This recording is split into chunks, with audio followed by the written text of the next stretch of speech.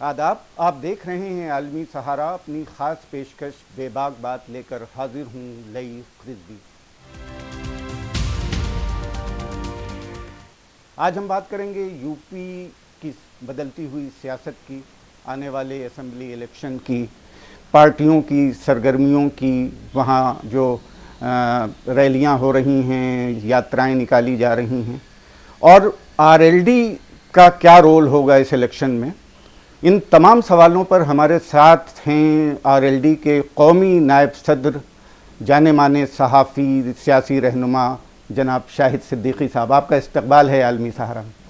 UP की जो सियासत है, जो पार्टियां रैलियां और यात्राएं निकाल रही, कुछ लगता है आपको कि 2017 से बदला हुआ इलेक्शन होगा 2022 का?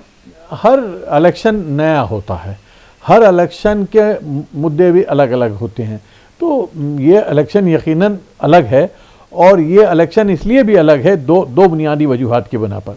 एक वजह तो यह है कि जो कोरोना का जो आफत आई और उसमें जो लाखों लोग मारे गए, और ख़ास तौर पर उत्तर प्रदेश में जिस तरह से लोगों को ये बात करते थे कि हम शमशान और कब्रिस्तान की बात करने वाले हैं, उन्होंने शमशान भी भर दिए, कब्रिस्तान भी भर दिए, और उनमें भी जगह नहीं रही तो लोगों को माँ गंगा जिसको बचाने की सफाई की बात करते थे उसको जो है दूषित करना पड़ा, उसमें हज़ारों लाशों को बहाना पड़ा।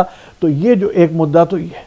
और दूसरा जो सवाल है वो है किसानों का, कि किसानों के साथ जो ज्यादती हुई, किसानों के खिलाफ जो कानून बन के आया, जिसने किसानों की कमर तोड़ने की, उनकी ज़मीन हड़पने की, उनकी ज़मीन कब्जाने की जो बात छेड़ी, उसकी वजह से ख़ास तौर पे पश्चिमी उत्तर प्रदेश में, जहाँ पर राष्ट्रीय लोकदल हमारी पार्टी जो है बहुत ज़्यादा सरगर्म है, वहाँ पर किसानों का मसला बहुत बड़ा मसला बन गया है, जिसकी वजह से आज किसी गांव में बीजेपी के लीडर घुस नहीं पाते हैं, उनका दाखला तक जो है मैं समझता हूं कि बहुत मुश्किल है। अवाम में इतना गुस्सा है, इतनी नाराज़गी है, तो यकीनन ये इलेक्शन बिल्कुल जुदा है, अलहदा है। कोरोना का आपने जिक्र किया, किसान आंदोलन का जिक्र किया, ये कलीदी इशूज़ यही बनेंगे इलेक्शन में या कुछ और इशूज़ भी हो सकते हैं? इशूज़ तो बहुत सारे हैं। सबसे बड़ा इशू महंगाई का है।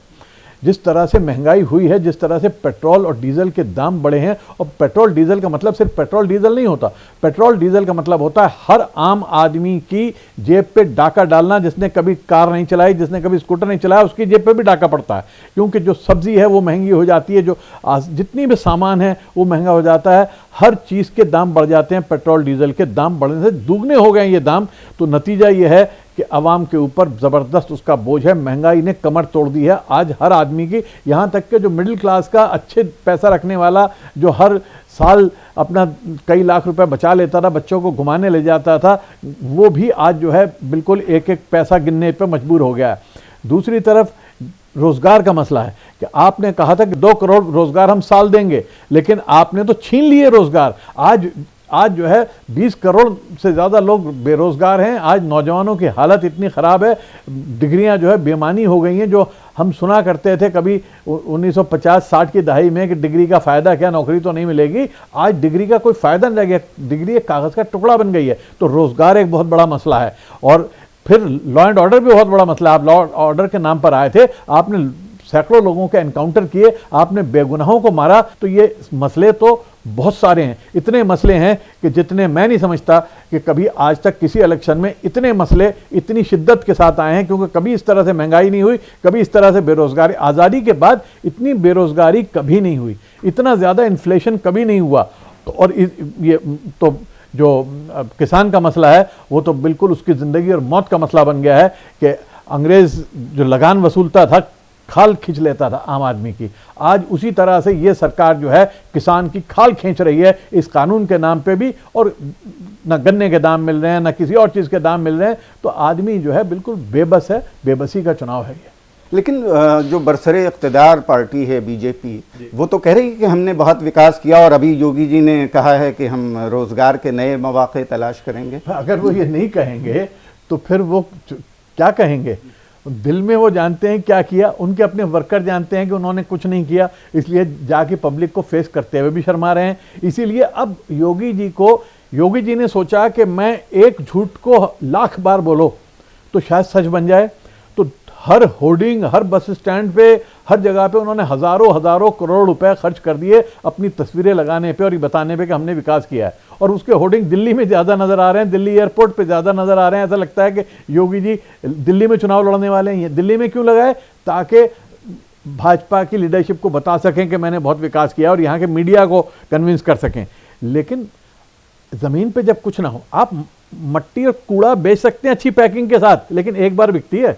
आप कूड़ा जो है अच्छी पैकेजिंग देके बार बार नहीं बेच सकते। जिस तरह वो अंग्रेज लगान वसूल करता था, खाल खींच लेता था हिंदुस्तानी की और सारी दौलत पहुंचा देता था लंदन ईस्ट इंडिया कंपनी को, वैसे ही आज जो है ये किसान की खाल खींच के, जनता की, आम आदमी की, मिडिल क्लास की खाल खींच के सारा पैसा जो 5 बड़े पूंजीपति हैं उनके हाथों में पहुंच रहा है आज। यानी आप ये सोचिए कि इस पूरे पैंडेमिक में हर आदमी की इनकम आधी रह गई, इनकम आधी हो गई। गुर्बत इतने बुरा हाल हो गया, लोगों के पास कमाई नहीं थी, रोजगार बंद हो गया, दुकानें बंद हो गई, कारोबार बंद हो गया।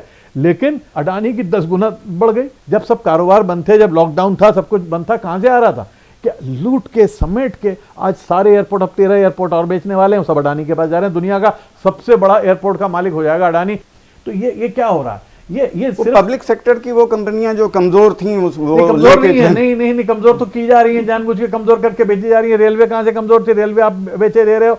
आप औने पौने में जो कंपनियां, अगर आप खुद ही अलग अलग करके बेच लो, उसकी जमीनें ही बेच लो, तो आप उससे 100 गुना ज्यादा पैसा कमा लोगे। तो आप लाखों का माल हजारों में बेच रहे हो, तो ये क्या हो रहा है? इसका मतलब कहीं से पैसा आपके पास भी आ रहा है। बहुत संगीन इल्जाम लगा रहे हैं आप। मैं इल्जाम नहीं लगा रहा किसी पे, मैं तो कह रहा हूं कि एक कॉमन सेंस की बात कह रहा हूं कि एयर इंडिया को आपने कितने में बेचा?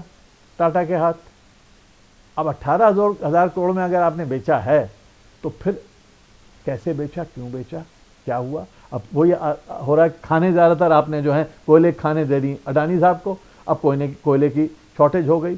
आप कहते थे कि कभी शॉर्टेज नहीं होगी खाद की, आज खाद की इतनी शॉर्टेज हो गई कि लोग 3-3 दिन 4-4 दिन लाइनों में लगे हुए हैं सिर्फ थोड़ी सी खाद लेने के लिए। खाद नहीं होगी, फसल नहीं उगेगी, फसल नहीं उगेगी, किसान और मरेगा।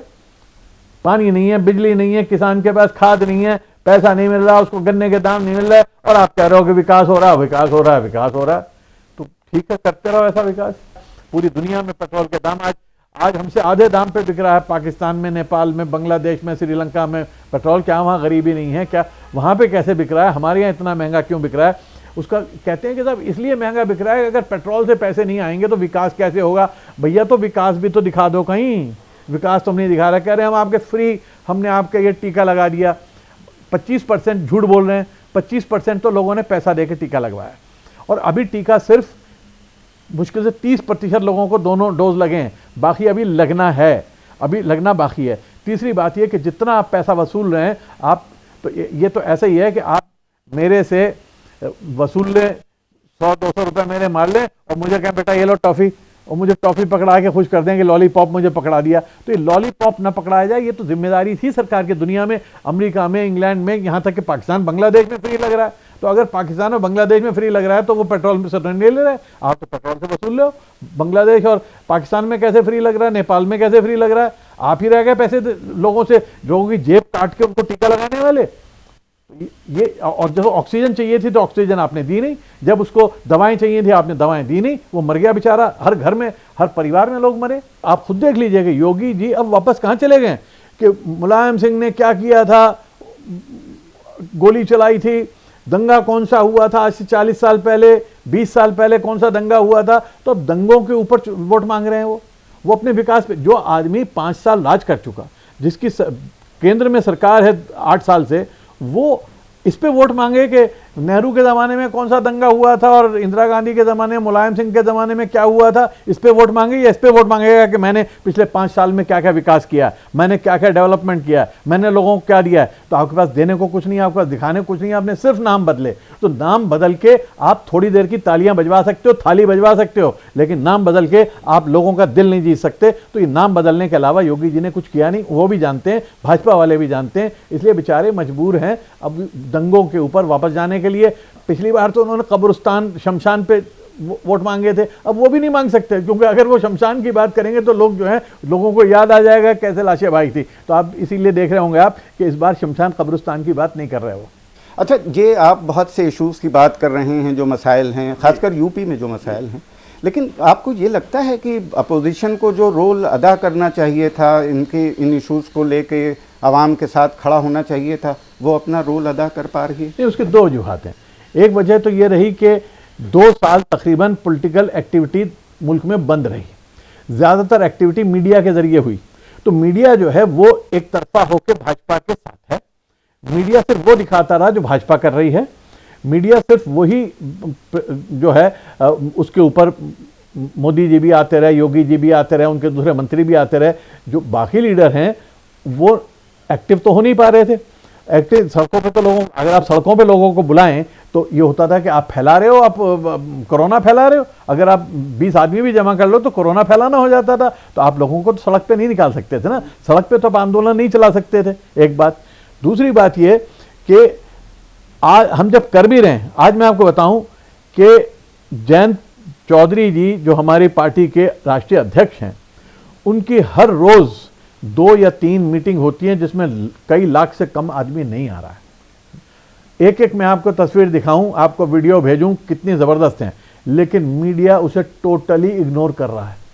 मीडिया का कोई एक हिस्सा, सारे नहीं, मीडिया ज्यादातर, हम लोगों ने तो सभी पार्टीज को पूरा मौका दिया आपने, बहुत अच्छी बात है, मैं स्वागत करता हूं उसका। जो बड़ा मीडिया है, जो ताकतवर मीडिया है, जो पूंजीपतियों के हाथ में मीडिया है, वो मीडिया तो आज अपोजिशन को खत्म करने में लगा। और मैं एक बात कहूंगा, क्योंकि मैं मीडिया का आदमी हूं, मैंने सारी जिंदगी पत्रकारिता की है। चलिए, मीडिया का आप भी हिस्सा हैं जी, और मीडिया हाँ, पर तो आप मैं सवाल कह रहा हूं आज तो मैं ये कह रहा हूँ कि आपने अभी कश्मीर का जिक्र किया, अभी अमित शाह जी दौरा करके आए हैं, वो तो कह रहे हैं कि उनके 370 हटा देने के बाद वहाँ विकास की एक नई लहर आ गई। हाँ, बड़ी अच्छी बात है, कहते रहें।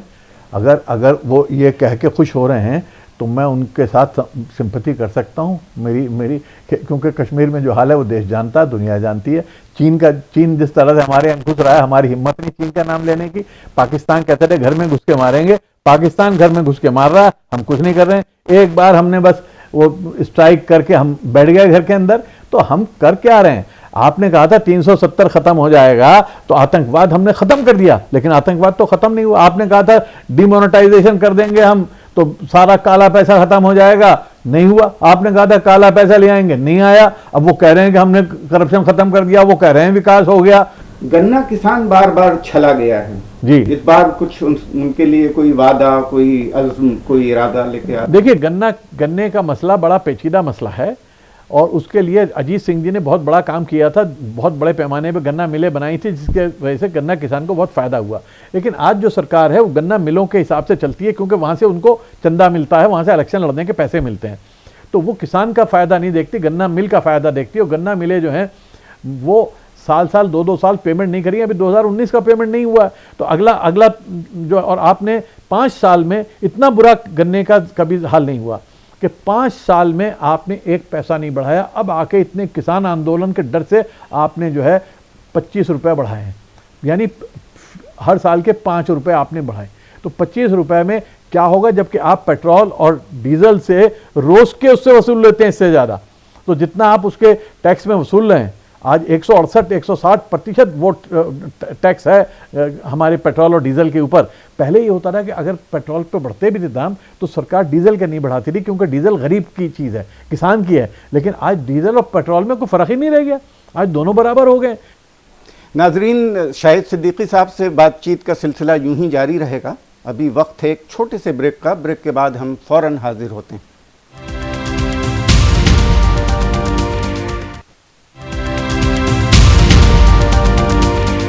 ब्रेक के बाद आपका फिर इस्तकबाल है। आज बात हो रही है आरएलडी के कौमी नायब सदर और जाने माने सहाफ़ी शाहिद सिद्दीकी साहब से। हम बात कर रहे हैं यूपी की सियासत पर। शाहिद साहब, जैसे ब्रेक से पहले जो हम लोग बात कर रहे थे, यूपी का जो सियासी मंजरनामा है, चुनाव में जो आने वाले इशूज़ होंगे, आरएलडी की क्या उम्मीद देखते हैं? आरएलडी एक बड़ा प्लेयर है, ख़ासकर मगरबी उत्तर प्रदेश में। देखिए, आरएलडी एक वक्त में बहुत ताकतवर था। चौधरी चरण सिंह इसके लीडर थे, जिन्होंने किसानों की लड़ाई सारे जीवन लड़ी और किसानों को उनका हक दिलाया। और राष्ट्रीय लोकदल ने वो वज़ीर आज़म भी बने इस मुल्क के, और इंदिरा गांधी को हटाने में, एमरजेंसी के ख़िलाफ़ पूरी तहरीक में सबसे आगे रहे। उसके बाद अजीत सिंह जी, उनके साहबजादे जो हैं, उन्होंने पार्टी को संभाला, पार्टी को एक ताकत दी। मगर जब से ये फ़िरका परस्ती की सियासत शुरू हुई, क्योंकि पश्चिम उत्तर प्रदेश में आप समझिए कि एक तो जो माइनॉरिटीज़ हैं, ख़ासतौर पे मुसलमान, वो तकरीबन 30 से 40% हैं हर ज़िले में, मगरबी यूपी के, और बाकी जो पिछड़े लोग हैं वो भी तकरीबन 25, 30, 40% हैं। तो इनका जो कम्बिनेशन बनता है ये बहुत ताकतवर कम्बिनेशन बनता है। लेकिन अयोध्या के बाद से, और ख़ास तौर पे पिछले 2012-13 से जो मुजफ्फरनगर का फसाद हुआ, उसके बाद से दरार पड़ी, और ये जानबूझ के फसाद कराया गया था, ये एक साजिश का हिस्सा था। तो अब हमारी जो इस वक्त सबसे बड़ा हमारे सामने चुनौती है वो इस खलीज को पाटने की है, और इसीलिए हमने जो अपनी शुरुआत की वो भाईचारा जिंदाबाद सम्मेलन से की। तो पूरे हमारी पार्टी ने पिछले 3 महीने में हमने हर ज़िले में, हर जगह पर भाईचारा सम्मेलन कराए, जिसमें सारे समाज के लोग इकट्ठे हुए। यानी भाजपा तोड़ने की कोशिश कर रही है, हम जोड़ रहे हैं। हम मैनिफेस्टो बनाने का काम पिछले 3 महीने से कर रहे हैं। हम एक एक पंचायत पे गए हैं, हमने वहाँ से उनके मुद्दे लिए हैं, और 31 तारीख को लखनऊ में हमारा मैनिफेस्टो रिलीज़ हो रहा है, मिशन 2022। उसमें हमने 22 नुक्ते रखे हैं आने वाले विकास के। 22 के 22 नुक्ते विकास के हैं, महिलाओं के विकास के, अल्पसंख्यक के विकास के, किसानों के विकास के, रोजगार के। इन सारों पे हमने स्टडी करके, अध्ययन करके, एक्सपर्ट्स को लगा के तैयार किया है। हमारा मैनिफेस्टो 4 महीने पहले हम रिलीज कर रहे हैं, ताकि लोग उस पर चर्चा करें, बात करें। हम चुनाव जो लड़ेंगे, मुद्दों पे लड़ेंगे, इश्यूज पे लड़ेंगे। हम चुनाव जो है जज्बात पे नहीं लड़ेंगे। हम चुनाव जो है लोगों को के जज्बात से खेल कर नहीं लड़ेंगे, और जात पात के ऊपर, धर्म के ऊपर हम चुनाव नहीं लड़ेंगे। शाहिद साहब, अभी हम लोग आरएलडी और उसके मुस्तकबिल के जो प्रोग्राम हैं उन पर बात कर रहे थे। इस इलेक्शन में आप तन्हा जोर आजमाई करने जा रहे हैं या पहले की तरह किसी के साथ जाएंगे? नहीं, यकीनन हम चाहते हैं कि तमाम अच्छी सेकुलर पार्टियों का एक इत्तेहाद हो, लेकिन इत्तेहाद इस बुनियाद पे होना चाहिए कि हम उससे फ़ायदा हासिल कर सकें, नुकसान ना हो। कई बार इत्तेहाद से फ़ायदा होता है, कई बार इत्तेहाद से नुकसान होता है। हम पश्चिमी उत्तर प्रदेश में तो हम तन्हा ही काफ़ी हैं सारी सीटें जीतने के लिए। हम बिल्कुल सफाया कर देंगे बीजेपी का अगर हम सारी सीटें लड़ें, लेकिन हम ज़रूर इस अलायंस को लेके चलेंगे। माजी में हमने सबक सिखाया था बीजेपी को, शिकस्त दी थी कैराना में जब समाजवादी ने और हमने मिलके चुनाव लड़ा था। तो अब हम यकीनन हमारा जो है अलायंस होगा, और वो अलायंस इश्यूज़ पे होगा। हम मुद्दों के ऊपर जो अलायंस करेंगे, लेकिन हम क्योंकि चाहते हैं कि एका रहे, हम क्योंकि चाहते हैं कि अलायंस रहे, क्योंकि हम हमारे सामने सिर्फ मकसद पश्चिम उत्तर प्रदेश जीतना नहीं है, हमें उत्तर प्रदेश से भाजपा को बाहर करना है। उत्तर प्रदेश के लोगों को जो है आज़ादी दिलानी है, निजात दिलानी है। तो निजात दिलाने के लिए ज़रूरी है कि हम किसी के साथ गठबंधन करें। वो हमारी बातचीत चल रही है, और इंशाअल्लाह हफ्ता 10 दिन में सामने आ जाएगा, और हम अपना जो अलायंस हमारा होगा वो हम सामने रख देंगे। तो आपका जो मैनिफेस्टो है, मेरा ख्याल है वो और अलायंस का ऐलान शायद साथ साथ हो जाए। हाँ, आसपास होगा, और मैनिफेस्टो के बुनियाद पर ही हम अलायंस करेंगे, क्योंकि हम अलायंस में, हमारा मानना, जैन जी का और मेरा मानना ये है कि माजी में अलायंस इसलिए टूट जाते हैं कि वो व्यक्तियों के बीच में होते हैं, अफराद के बीच में होते हैं, वो पार्टियों के दरमियान होते हैं, वो कभी मसाइल पे नहीं होते, इश्यूज़ पे नहीं होते। अलायंस लंबा वो चलता है जो इश्यूज़ पे होता है। देखिए, केरला में जो अलायंस चले हैं पिछले 60 साल से, यूडीएफ हो या क्या कहते हैं एलडीएफ हो, वो इसलिए चले हैं कि वो इशू बेस्ड हैं। यहाँ पे जो अलायंस बनते रहे वो टूट जाते हैं बहुत जल्दी। क्यों टूट जाते हैं? कि ये होता है कि वो भानुमती का कुनबा है, तू भी आजा, तू भी आजा, तू भी आजा, सब मिलके कर लो चुनाव जीत। इसलिए होते हैं कि चुनाव जीतना है, चुनाव जीतने के बाद क्या होगा नहीं सोचते। हम चाहते हैं कि हमारा अलायंस, इसलिए हम मैनिफेस्टो अपना ला रहे हैं कि जो हमारे इस मैनिफेस्टो से सहमत है, एग्री करता है हमारी ज़्यादातर बातों, सबसे नहीं लेकिन ज़्यादातर बातों से, हम उसके साथ अलायंस करेंगे।